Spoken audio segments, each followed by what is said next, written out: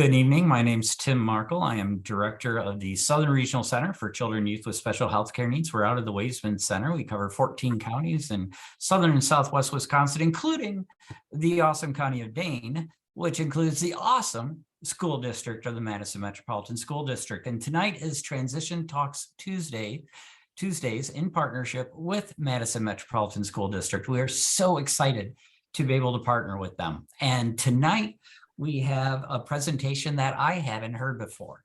Now, when you've been around long as I have, this is a rarity. So I am looking forward to learning a little bit more about the Supported Employment Provider Coalition, how they are working together in Dane County to collaborate to help people be employed in jobs that they want to have. And so tonight we're really excited to have Mary Kay Clark with us. And so Mary Kay, I am just going to turn it over to you and I will be here in the background if needed. Okay, great. Well, welcome everyone and thanks for being here. I'm privileged to be here on behalf of the Supported Employment Provider Coalition. And that's a group of 15 vocational agencies here in Dane County that provides supported employment to young adults. And we absolutely love what we do. We're so excited to share more information about this. And I'm going to get my screens up here to kind of walk you through.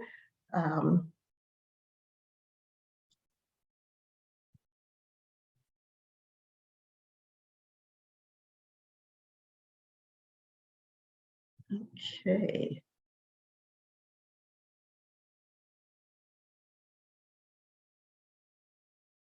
That's looking real good, Mary Kay. Thank you. Oh, good. Glad to hear it. So what is supported employment? Supported employment is a program that allows individuals with disabilities to have meaningful work in the community. And, you know, it's just so important for everyone to be a part of the community and you know, be out with people and doing work that they enjoy and earning a paycheck. So, you know, that's why we love so much what we do. And it's quite a process. The program, we start with getting to know your young adults, finding out what their hobbies are, what they enjoy doing and their capabilities. And then it's kind of like matchmaking. Then we get to work with employers to find out what jobs they have and do those skills matching to have a meaningful employment opportunity. And then the Supported Employment Agency will provide the on-site job skills training or job coaching. So I'm just curious of those on the Zoom tonight, how many of your loved ones have employment?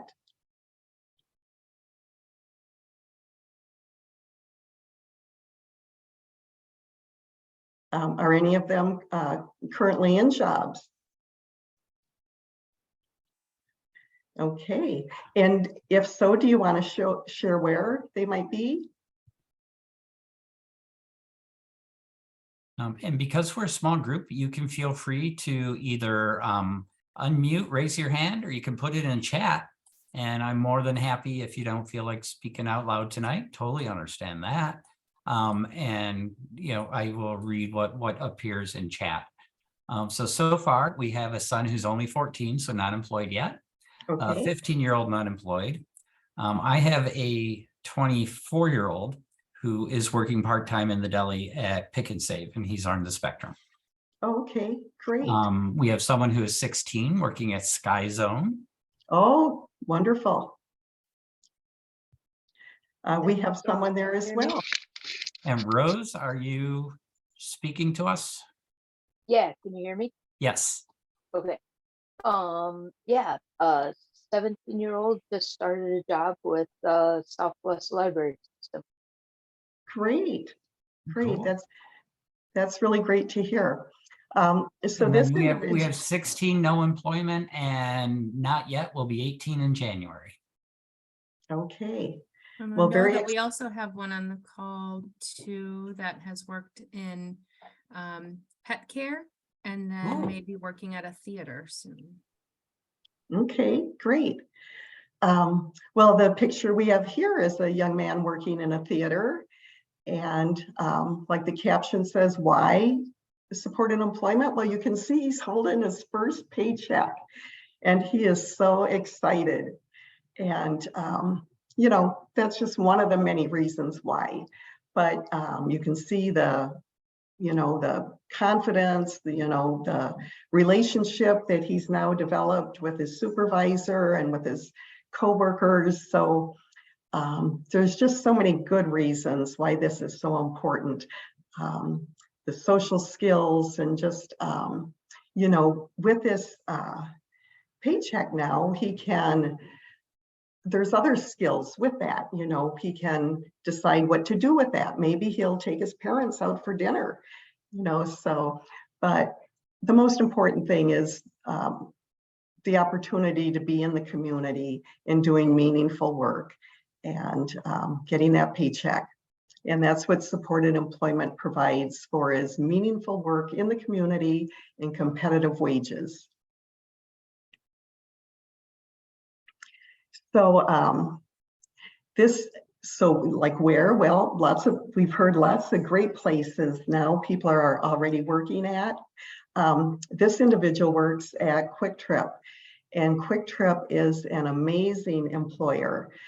The Division of Vocational Rehabilitation has a collaboration with Quick Trip, and they have a specific program. It's called the Retail Helper Program, and they, you know, pretty much every Quick Trip has a retail helper. So that's, you know, just one of the many employers, and you've heard of many others as well. So part of the process is looking at the individual's strengths and their capabilities and what their likes are, and then determining the employer's need and making that good match. And the supported employment agency helps all throughout that process. And it's very important for you to know that it's a team process as well. So certainly, in addition to your young adult, the parents are involved, the school is involved, the DVR counselor is involved, the supported employment agency, somebody like myself. Many times there's a case manager, or whether it's from Iris or My Choice or, you know, Community Cares or iCare. There might be a behavioral specialist and, you know, many other people on the team that just kind of, we all work together to make sure it's going to be a good fit, and the young adult is going to be doing something that's meaningful and hopefully that they enjoy. So again, just a variety of jobs in the community, and the environment is so important because some individuals, you know, love shopping and they would love to be in a retail environment, but others don't like crowds and they don't like loud noises. So then they're going to need a job that's more in a back room. So, you know, maybe folding laundry, or, you know, maybe stocking. If the individual needs a sitting down job, then a clerical position might be best for them. Sheena mentioned someone that works in pet care. If the individual loves animals, then pet care is ideal. Maybe a pet store or a vet clinic or a doggy daycare. You know, there's lots of different employment opportunities there. The individual might really like kids, so maybe working in a daycare.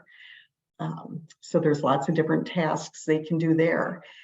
And keep in mind that most of the employment will be carved, and it will be tasks that they can do with support. And many times it'll be a routine type job, but other, it doesn't have to be. It depends on the skills and the capabilities of the individual. If Mary they like Kay, work, yeah. are you going to talk a little bit about what you mean by the job may be carved? Oh, sure. Yep. So sometimes, let's say somebody, you go into a store and you see on the door, we're hiring. Well, many times they want somebody who can do everything. They want somebody who can cashier, who can provide customer service, who can stock, who can bag groceries, somebody who can do everything. And that's not the typical supported employment candidate. The supported employment candidate can be really good at a couple of things, jobs that are maybe 1 or 2 steps. So we look for those kinds of tasks at the employer that can be carved out. Let's say someone is really busy with, clerical work, for example. The HR manager is really busy with interviewing and recruiting and doing in-services, but there's a couple of jobs that could be carved out of that, like putting together the folders that are used at the in-service. So collating documents and then putting it into a folder that will be distributed. And that will help that manager immensely, that she doesn't have to do that task, and it will free her up to do the higher level tasks that she needs to focus on. And it would be a great employment opportunity for a supported employment candidate to then have that task where, it's a desk job, there's, it's sedentary, they're sitting down, they've got this stack of papers in front of them, and they can do the collating. So that's just one example. There's a lot of things that can be carved out of a very busy person's day, and it will free them up, save them a lot of time, and it'll give someone else meaningful work to do.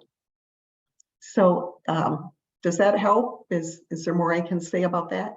So Thank you. I just know that that's not a word that all families are familiar with. And right. so that's really helpful to know that there are people out there that will work to make sure that job is fitting, that it doesn't have to be an all or nothing thing. Exactly. Yeah. And that's what the carving is all about, is finding that piece of work that they can do and love doing it, whereas it would be, tedious to somebody else, but it's going to be very fulfilling to them, and, to get that work done. I was going to say another word that we use too is customizing. Oh, yeah. Mm-hmm. Customizing employment, just so, when you do hear different forms of that term, that it's what Mary Kay just explained. Yeah, thanks, Sheena. So these are just the logos of the 15 different supported employment agencies in Dane County. You're going to be receiving 3 documents. One will have all of the agencies and the contact information, phone numbers, fax numbers, emails, websites. The other one will have all of the agencies with the service areas that they cover. So not every agency covers, all of the outlying communities. So we'll talk a little bit more about that. Then the other sheet is a list of all of these agencies with the services they provide. Now, this is important because they all provide supported employment, but you might have a need for something more specialized. So maybe your family member has a job in the morning, but nothing to do in the afternoon. So in the afternoon, they might want a day service program or, you know, have other opportunities in the afternoon. So this other handout shows all of the services that the different agencies provide. There might be a need for bilingual. And so it indicates what agencies have bilingual job coaches. And just some other maybe sign language, you know, for hearing impaired, and different agencies provide different services. So you'll be getting copies of that information. So the service areas, you know, are from Cottage Grove to Verona. They're listed in alphabetical order. And I think Sauk Prairie too has just been added. So most of them serve Madison, and then the outlying communities are the ones that are more kind of hit or miss depending on the vocational agency. So you'll obviously want to have an agency that provides job coaching in where the job is located and where your family member is working.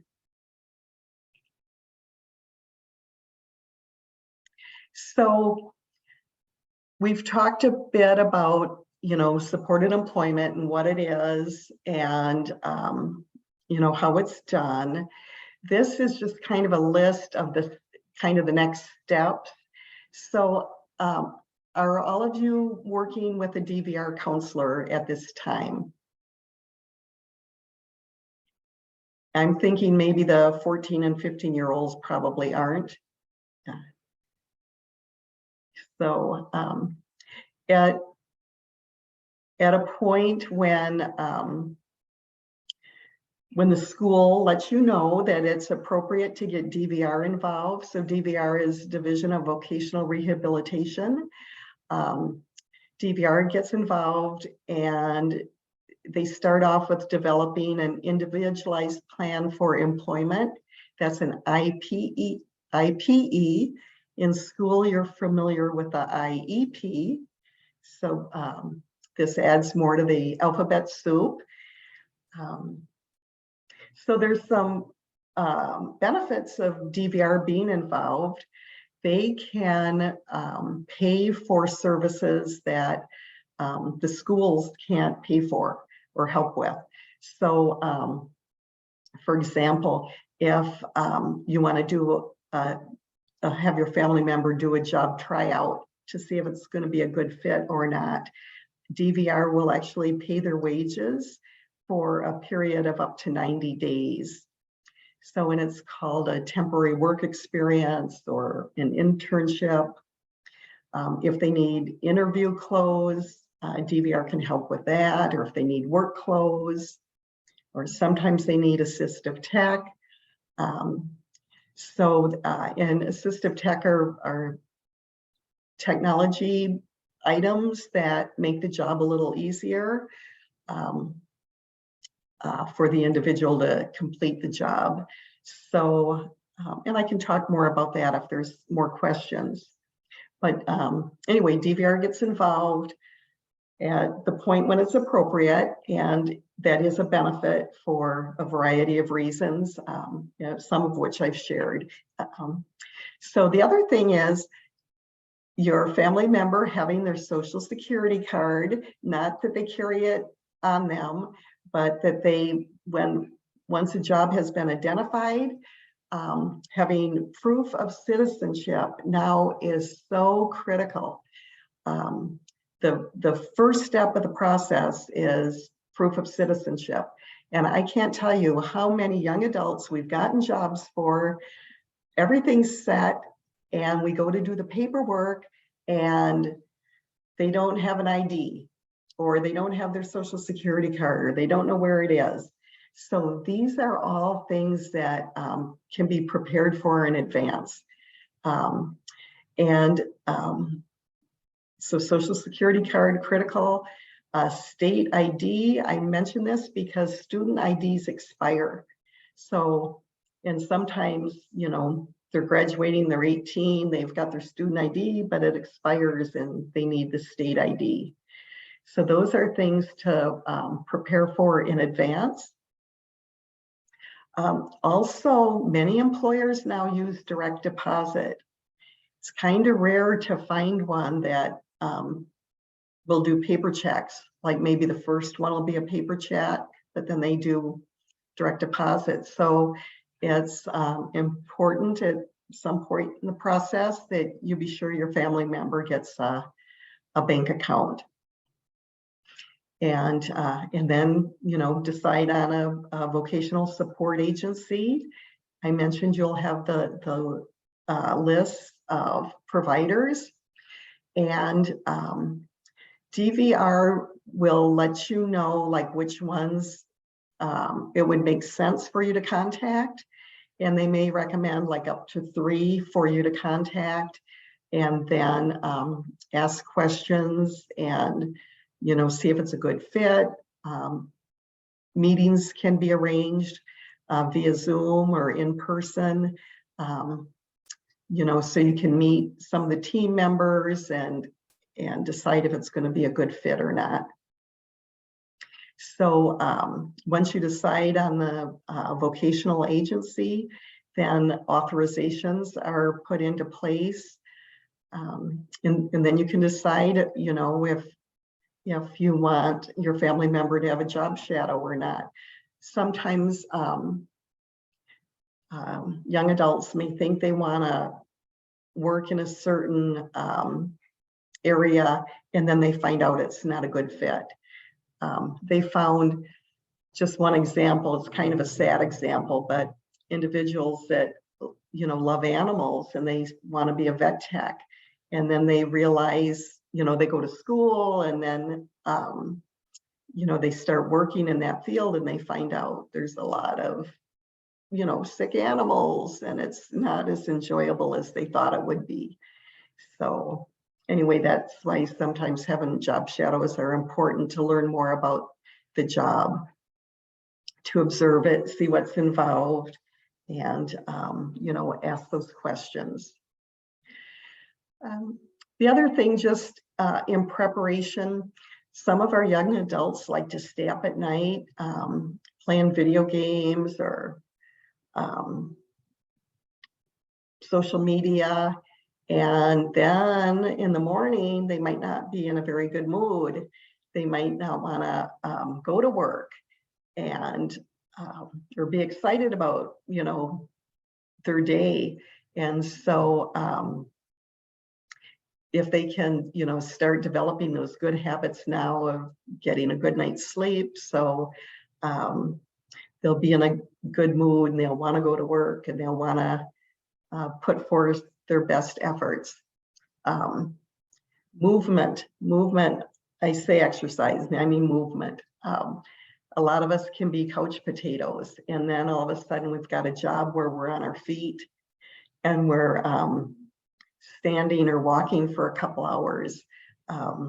So it's important that, you know, the individuals start now with, you know, getting in shape, building stamina, you know, so that once they do start work, they're not going to be tuckered out after 15 minutes.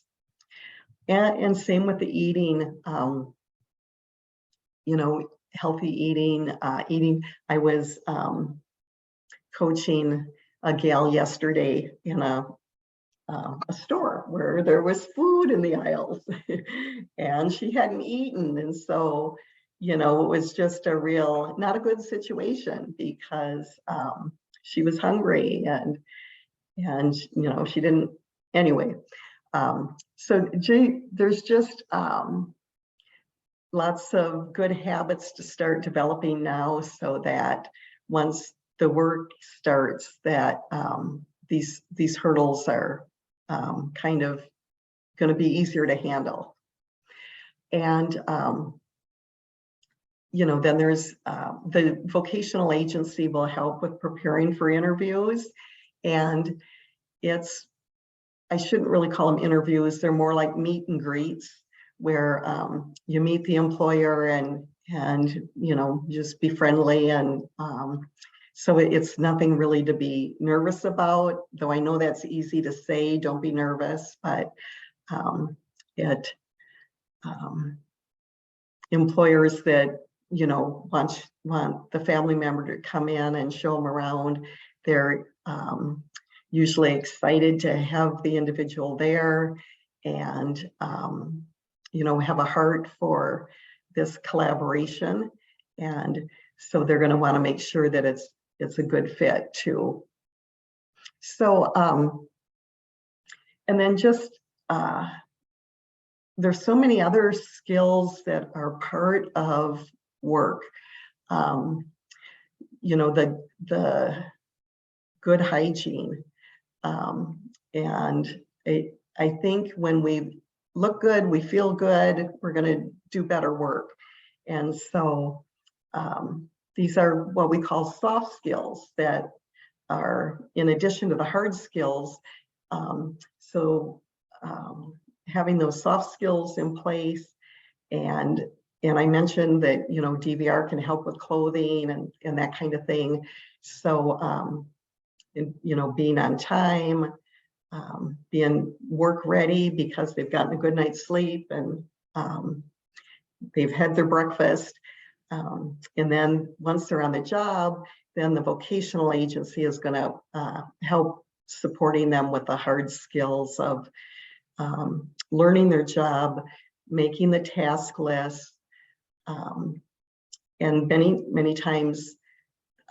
So the supported employment, it can be for long-term, or it can be, short-term.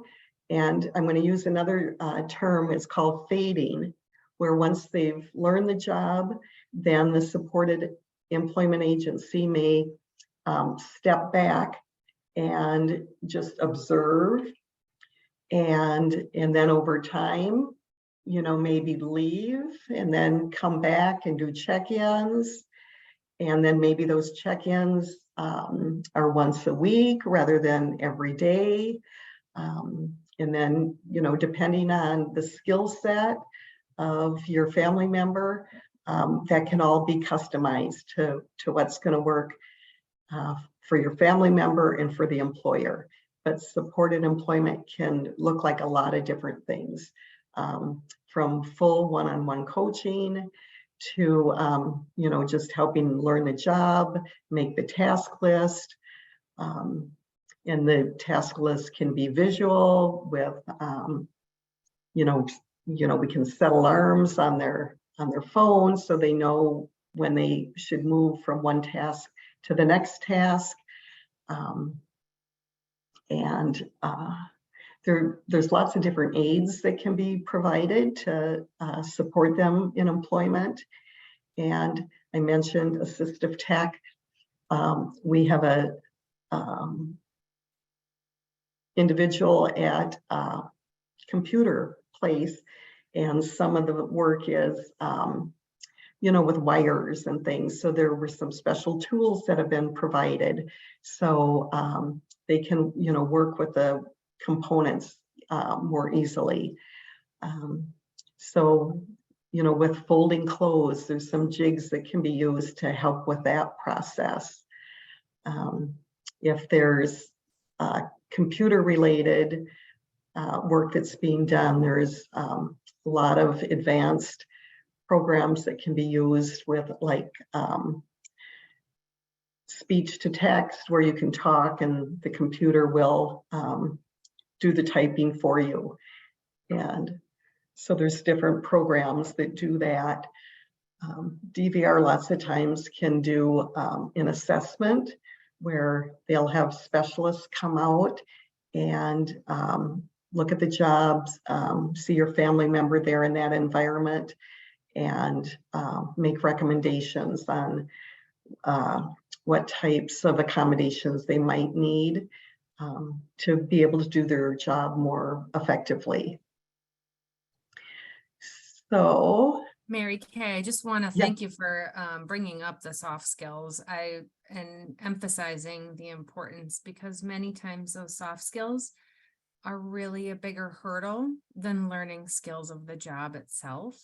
I mean, they're habits, right, that people develop that we have to, break down. So I really do want to emphasize the importance of building those good habits and soft skills early on, so that they're set up for success and can really focus on the job rather than the external or not the hard skills. So Yeah, Sheena, I found the same thing.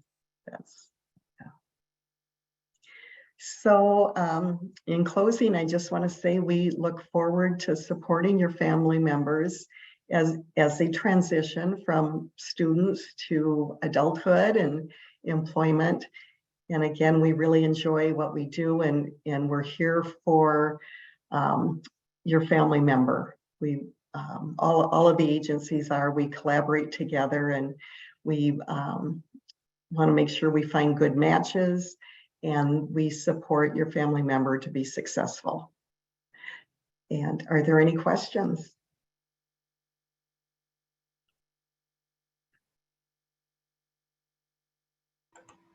I have a quick question. I see in Tim's response that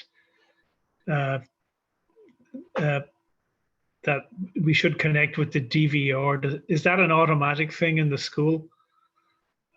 Because for us, school is like Vegas. What happens at school stays at school, and getting any information, very difficult. And so even right. if one of these people had met with him, we wouldn't know about it. I can help answer that. So that really does come down to the communication between a case manager and the parent and student. So Okay.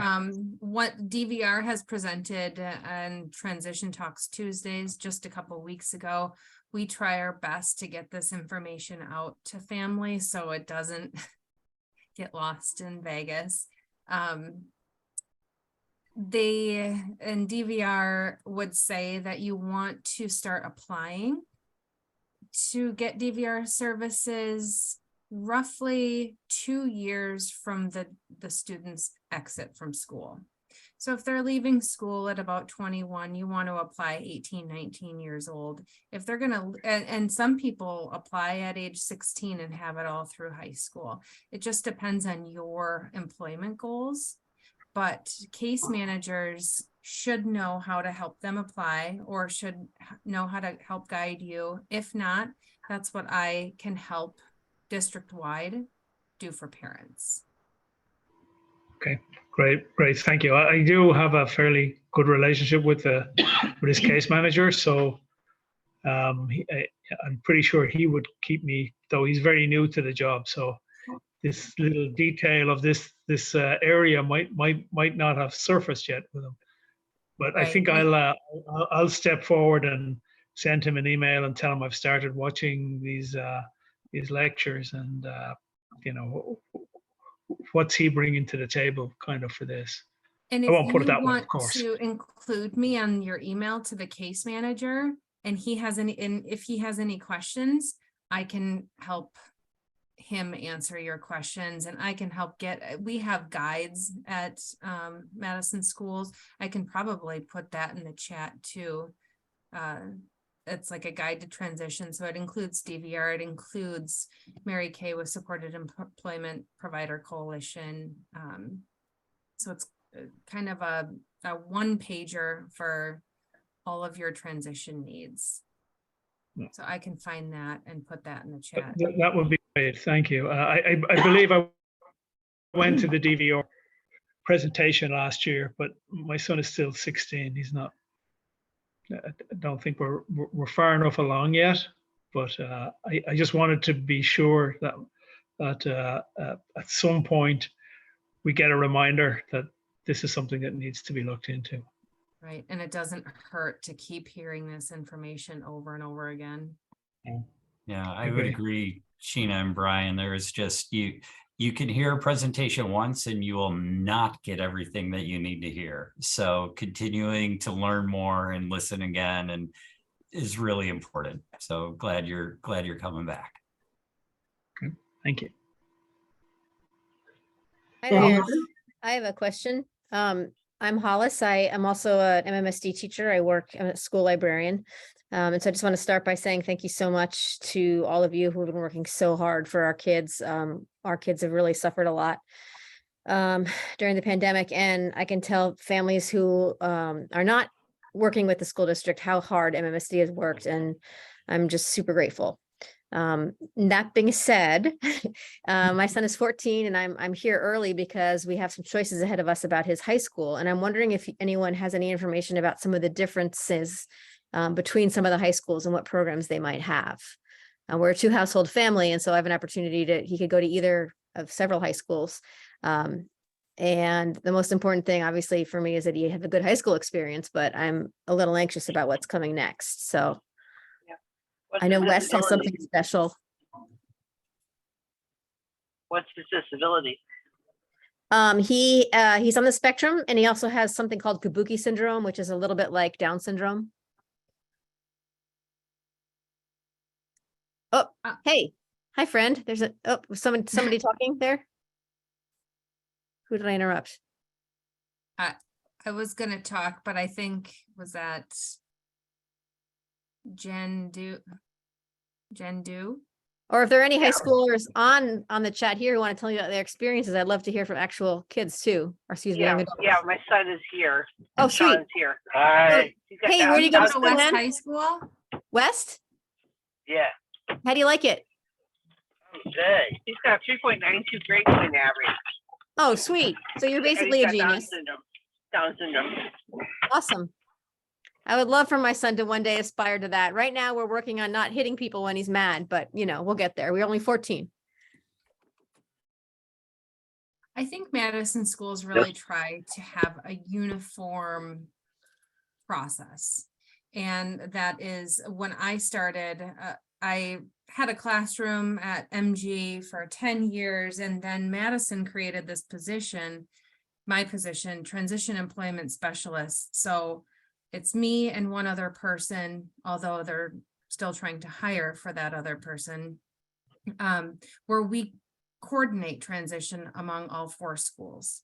And there's a variety of benefits to that. Not only can we oversee and share strategies and share resources and, hey, West is doing this, you guys should try this.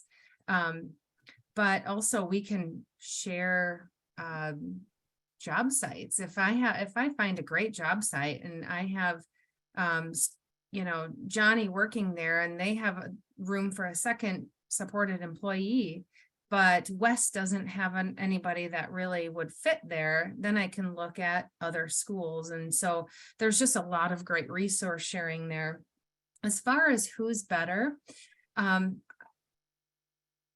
can only say that there are some schools that have teachers that have been doing this for a long time, and that are very knowledgeable in transition.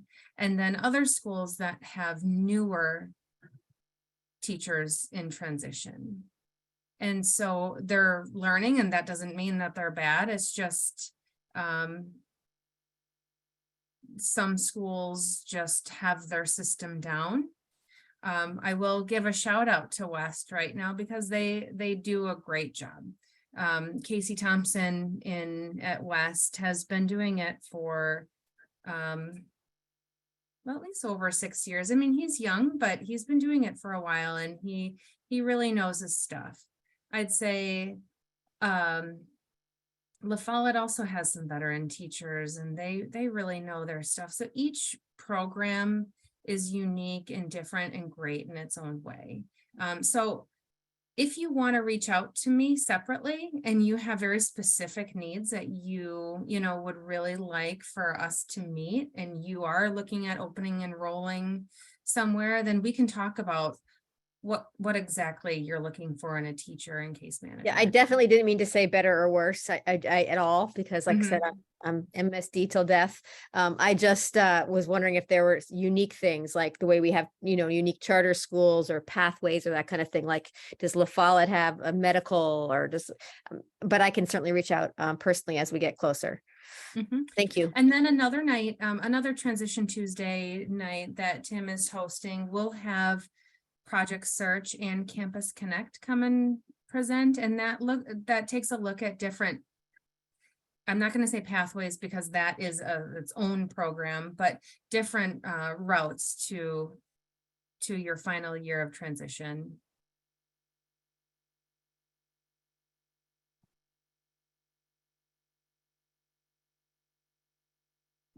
So I hope I answered your question. Okay. I think I heard another question.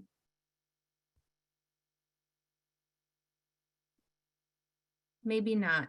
I have a question, Mary Kay. So sometimes DVR is sometimes able to and sometimes not able to make recommendations for certain agencies. I think you have to be really careful of how you're guiding some parents on who to choose. You don't want to be biased. The schools, we are lucky enough to not really be under any certain rules, and we can say, hey, I really think that this agency is a good idea. You might want to check them out. But if people are new to this process, how do you start looking at agencies? I know you have your sheets that say what services, but how do you go about choosing an agency? Yeah, well, that's a great question. And there's just been a recent change with DVR. Did you hear about this, Sheena? So in the past, DVR was more active in helping find a service provider. But then there's, this hiring crisis that every business is experiencing, and supported employment agencies are feeling that same crunch. So what they're finding, they're spending all their time contacting agencies to find out they're full. They have a waiting list, and then sometimes, I'm not sure the right wording, but if they could get through, and they could get through the waiting list, and somebody could get services, and I don't know. So DVR has just decided that they're not going to make those calls anymore, that it's going to be up to the families or, like the case managers too, unless they're pushing back too from being involved, because they can say it's self-directed. So, you're on your own with figuring, with making those calls and deciding. But so DVR is now having a process where they're not going to reach out, and they'll look in their portal to see who's accepting new participants. And then that's the information they'll say, okay, these agencies have openings. And then I guess they would give you that list. And I don't think it's going to be a very long list. Hopefully by the families that have 14-year-olds and 15-year-olds, hopefully things will be changed by the time they're ready for employment. But anyway, and so I'm sorry if my answer isn't real clear. This is something that's just been a change, and it's been primarily because of the crisis with hiring, qualified skills coaches. And so I wish I had better news. I'm an optimist, and I'm very confident things will get better. And I know we have an ad posted and we're interviewing every week. And so I see the situation improving. So yeah. I think that answers it. So I know that some families in the past have reached out directly to providers and kind of interviewing them and asking them, different questions.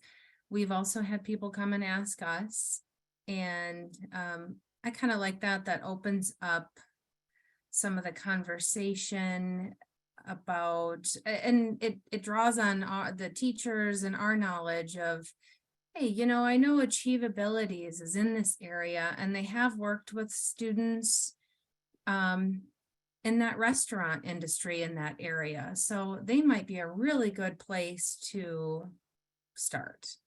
So, drawing on the knowledge that we have of your supported employers. Employers. Yeah. And that is really what DVR prefers, is that the family reaches out and makes those contacts. Yeah.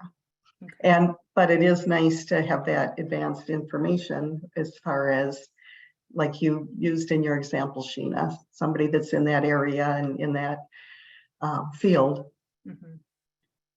Yeah, and just a little bit about individuals' last year of school. We, as we're finding employment, we like to meet very regularly, about every 4 to 6 weeks. So we're staying on top of things, but then we can also start talking about the vocational providers.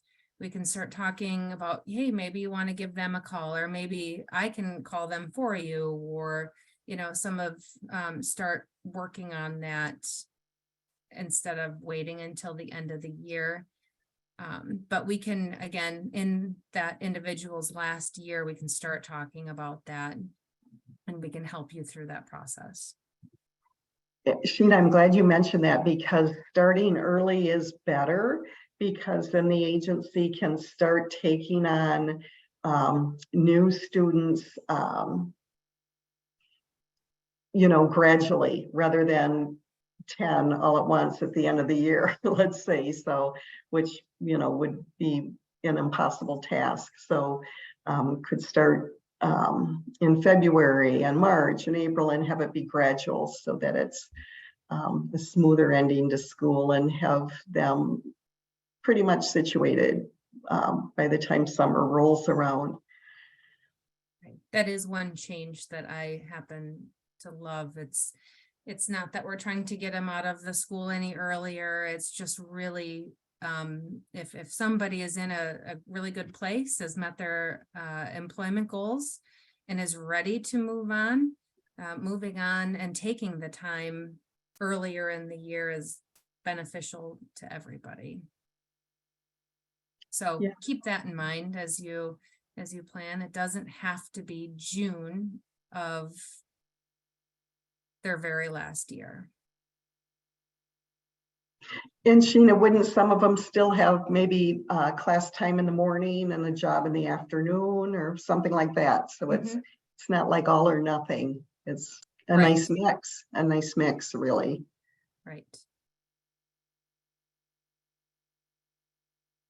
Any other questions?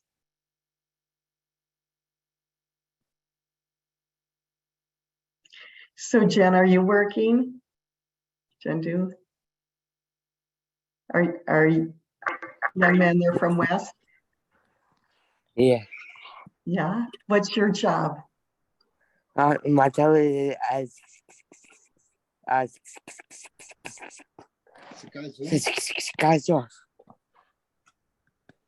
Can you say that again? as Sky Zone. Oh, Sky Zone. Sky Zone. Okay. How do you like that? Yeah. Yeah. Good. That's a cool place to work. Yeah. Do you like to jump too? Yeah. Yeah, cool. I bet that's a nice perk that you get for working there. Yeah. Very cool. Somebody had a question of when you start meeting. All of these conversations can be brought up in IEP meetings, your annual IEP meetings, or whenever you meet with your case manager. And I'm happy if the case manager is not very familiar, then I'm happy to be a part of those meetings. But when we meet regularly, that every 4 to 6 weeks, that's in their final year of high school.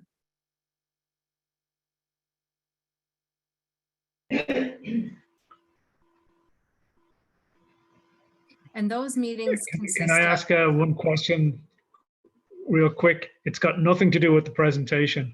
I have about 12 links in my meeting chat, and I don't know how to, I've been copying the links over, but I don't really trust it since I've never done it before. Is there a way to save the meeting chat that would have all those links in it within Zoom? Yeah. Anybody There's know? a way to do that, Brian, but we'll also be compiling all those links together in a resource sheet, and we'll send them out to you. But Brian, Okay. Brian, I'll share it with you because Yeah. I just learned it myself.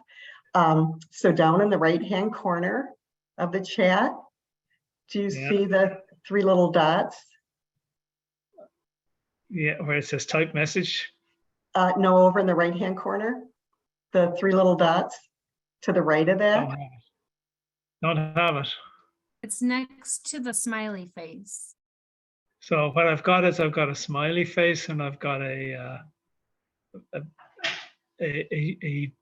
piece of paper, what looks like a piece of paper. Yeah, it's to the right of the. I was late getting in, so I didn't download the Zoom client. Maybe that's where it is. It's in the, Oh, could be. Yeah. Yeah, because to the right of the smiley face, there's 3 little dots. And if you click on those, it says save chat.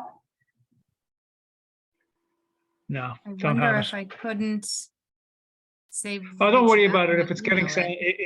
if Tim is going to send something out, that's fine. And I think I've got them all copied over, but I've never done it before. So who knows what's going to happen when I click on those links. Feel free to email one of us. Okay, thank you. I wanted to also talk about those last meetings, just one last thing. Those regular meetings should consist of everybody on your IEP team. But speech and language, OT, PT, I guess don't have to be there every single time, but their input is very, very important, especially when we start meeting with vocational agencies. To start training and talking about, the individual's needs. But those meetings should also include DVR and then your family care IRIS consultant. That's very important. And then any other outside agencies that you want to be a part of the team.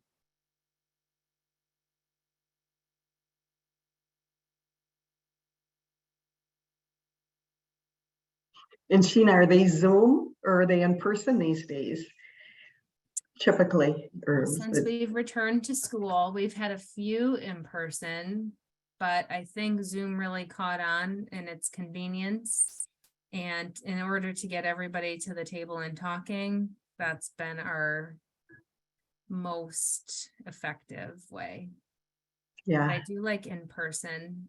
And and it doesn't always have to be at school. I'm glad you brought that up because sometimes we have meetings at coffee shops or at libraries or if we don't typically meet at the individual's house because it's hard to get everybody there, but it doesn't have to be at school, especially if the individual is not attending school, if they're working and have community-based programming, doesn't make sense to go back to school. So.